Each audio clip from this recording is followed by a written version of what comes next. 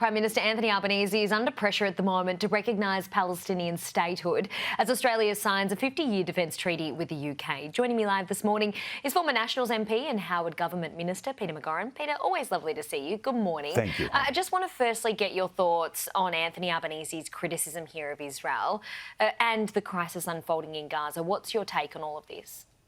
Well, the problem for Prime Minister Albanese, as it is for every Western leader, is that Hamas is the cause of the ongoing suffering of the Palestinian people. So to criticise Israel or to punish Israel without correspondingly condemning Hamas in the same terms, I think is one-sided. I mean, that's the big issue here, isn't it? Because nobody likes to see what is happening in Gaza. It's simply terrifying and makes you feel sick to your stomach. Should the Prime Minister be putting more pressure on Hamas, like you say, but how should he go about doing that? Definitely, there is no pressure that Albanese can apply to Hamas directly, but he can certainly apply it to other countries in the Middle East region to the greatest extent possible, and I'm not overestimating Australia's capacity to do so. Of course, the suffering has to be addressed. It is horrific by any standard. It can't continue. There should be more engagement with Israel, but the megaphone diplomacy won't work with Israel.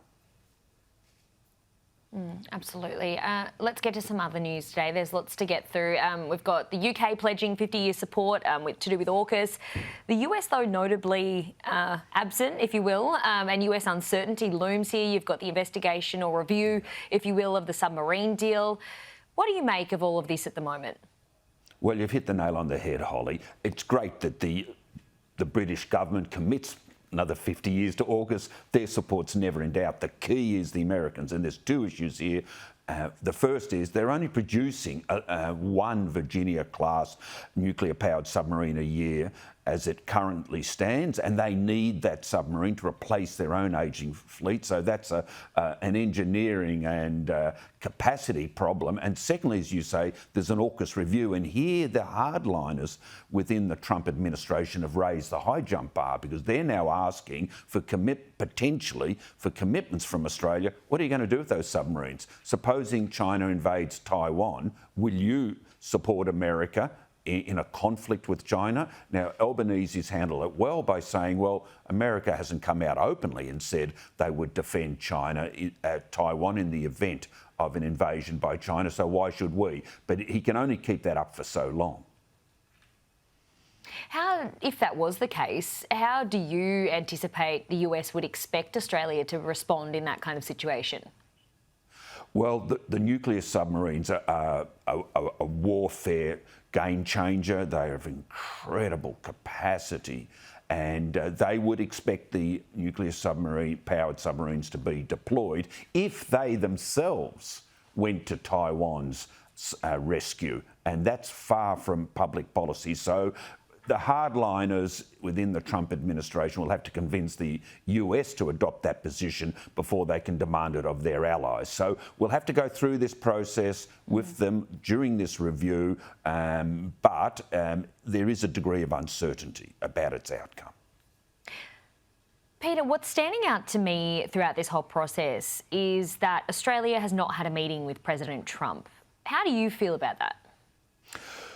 Well, it's Albanese that doesn't want the meeting with Trump for a couple of reasons. The first is he doesn't want the ritual humiliation of the Oval Office meeting between Trump and foreign leaders until issues like the tariffs are resolved and the AUKUS review is completed. But there's one other, and it looks as if we might be doing well on the tariffs. We might get away with the universal 10% instead of the punitive 15 and 25% that Trump's imposing even on allies like Japan and Korea.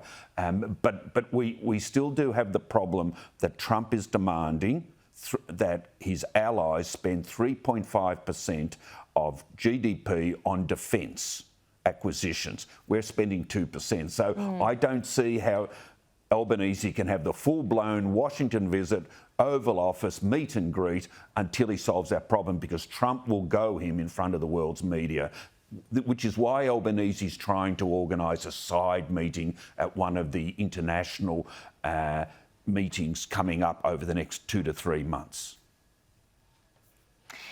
Peter, we have run out of time, but I wanted you just to give us a couple of words to summarise the first week of Parliament. We had the formalities, of course. We had Susan Lee, her first sitting week. Then we had Barnaby Joyce and Michael McCormack teaming up, an unlikely alliance. Just a couple of words to finish us off.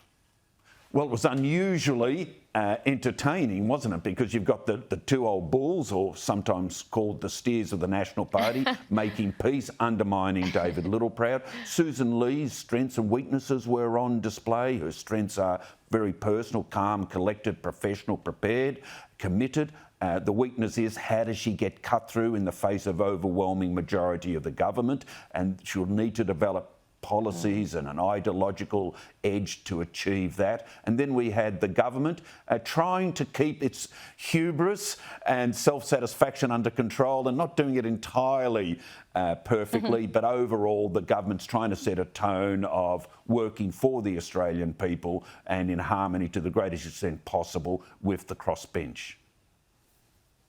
We can always count on Barnaby Joyce to give us a bit of a smile during the week, can't we? That bull and steer clip. If you haven't seen it, I highly recommend you go and watch it. Peter McGoran, always great to see you. Thank you so much. Thanks, Holly.